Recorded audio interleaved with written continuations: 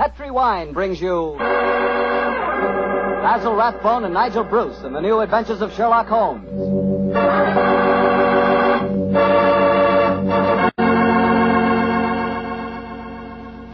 The Petri family, the family that took time to bring you good wine, invite you to listen to Dr. Watson tell us another exciting adventure he shared with his old friend, that brilliant detective, Sherlock Holmes.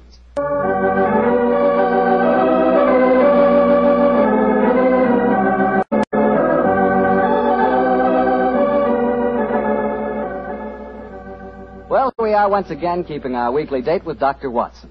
Good evening, Doctor. Good evening, Mr. Bartell. Come in and join me. As you see, the puppies have been keeping your chair warm for you. Here, shove them off. No, Doctor, I don't want to disturb them. They look much too comfortable.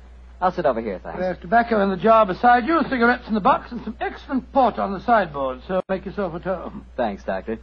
Are you all ready with tonight's new Sherlock Holmes adventure? Yes, Mr. Bartell, though I'm afraid after all these years, it's going to be a little hard for me to recapture for you the spirit of the story. Last week you told us that a band of gypsies played a prominent part in the adventure. Yes, they did indeed. And it was amid that colorful atmosphere that my story begins.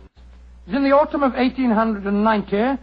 My old friend Sherlock Holmes had persuaded me to leave the comforts of my domestic fireside for a few days and to accompany him to the tiny village of Bragston-on-the-Marsh, in the heart of the Norfolk Fen district. What took Sherlock Holmes up there, Doctor? I'm afraid that at the time we left London, Mr. Bartell, he concealed his true purpose from me, saying only that he wanted friendly companionship and a strong right arm.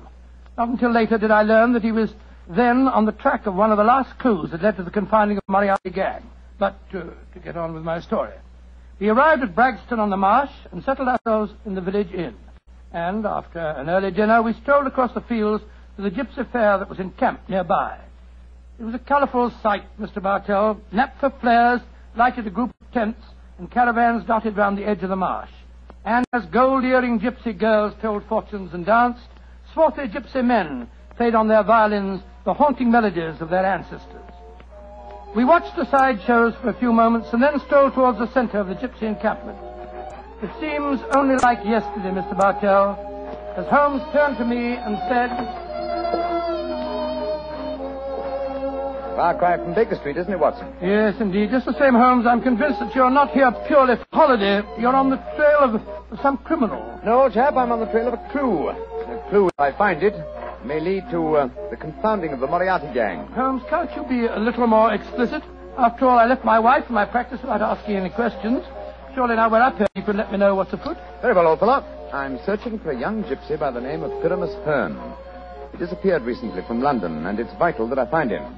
I know that he can give me some essential information on our old enemy, Professor Moriarty. And you're expecting to find the gypsy here? I hope to get news of him, at least. His father, Jasper Hearn, is head of this particular encampment. Well, why don't you ask if you can see him? Just what I'm about to do, my dear fellow. Well, here comes the gypsy. Now, I'll ask him. All right. Oh, excuse me.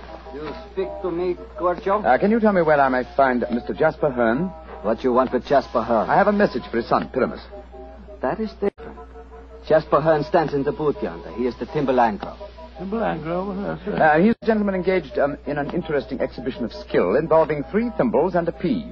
What our American cousins refer to, I understand, as the old shell game. Let's stroll over there, shall we, old fellow? If you would wish to talk to Jasper, it would be better to wait until he is finished. A Timberlangro needs all his wits about. Now, Joe, look at that stunning girl in the tent over there. Who's she? Her that is penning the rice tuckering. That is Lydia Pentalangro. Excuse me, I shall tell Jasper to expect you later. I can't understand a word they say, Holmes. Penning the what? At last, my dear fellow, you can appreciate how I have felt at times. But at least their words are clear, even if the sense is not, to someone who is unfamiliar with the Romany language. I don't know why you keep hinting that I'm hard to understand. No one else ever complains of it. In any case, what does penning the thingamabob mean? Well, if I remember rightly, penning duckerin is telling fortunes.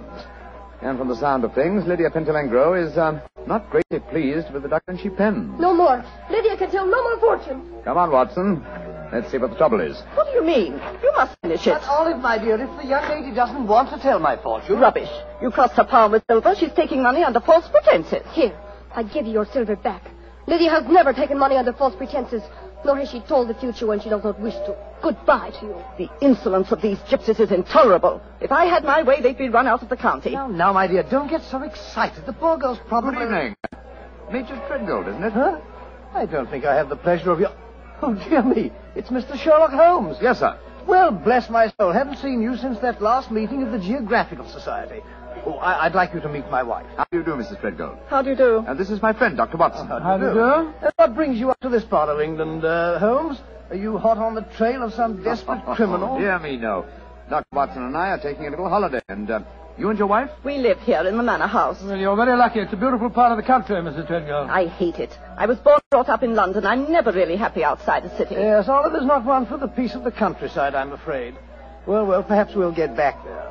It's a little difficult these days, you know. We've got the boy to consider. Boy, your son, sir? My dead brother's son, Doctor. We have no children. My little nephew's only 4 years old, you see, and I'm his guardian, as well as being executor of his estates up here.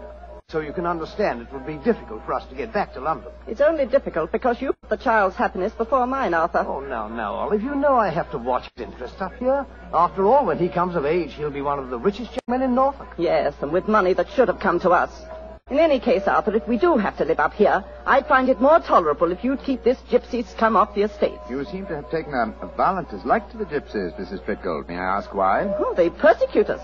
They steal our sheep, they break our windows, and just the other day they wantonly led our prize pig into the Bragstone quagmire and let the beast perish. Why should they single you out for persecution like this, do you suppose? Oh, I can't imagine. I've always tried to be nice to them. Too nice, Arthur. That's your trouble. I have a very good reason for humoring them, my dear.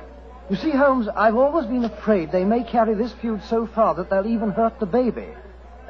Olive, my dear, I wonder if you'd go ahead and wait for me in the carriage. It's getting rather chilly. I'll join you in a moment. Very well, Arthur, but don't keep me waiting long. Good evening. Good evening. Good night, Mr. Treadgold. Let's stroll away from the camp, shall we? I've got something very important to tell you. Something I didn't like to say in front of Olive. The gypsies have threatened to kidnap our boy. How shocking. What form did their threat take, sir? This letter. I found it pinned on the frame of my dressing room mirror when I went up after dinner tonight. Let me see it, will you, please? Well, what does it say, Holmes? A Romany Rye... A Romany Rye?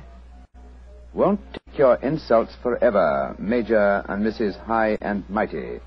Watch out for the Treadgold heir. The Bragstone quagmire would make a nice finishing school for him. Romney Rye? What's that mean? Well, it's their own term, meaning gypsy. Mr. Holmes, what shall I do? Major Treadgold, Great heavens!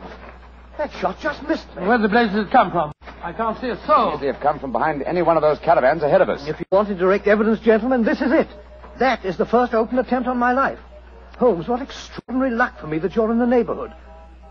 I'll pay you any fee you name to handle this business. It seems to me that this is a job for the police. I don't want to go to them. Oh, why not, sir? Well, I'm afraid that these attacks may stem from some injustice to the gypsies committed by my late brother.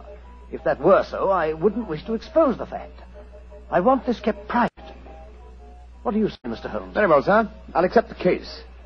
It shall be kept private, and I promise to do everything in my power to protect the safety of the Treadgold heir. We are staying at the Rose and Crown in the village. Please get in touch with me if there should be any further developments.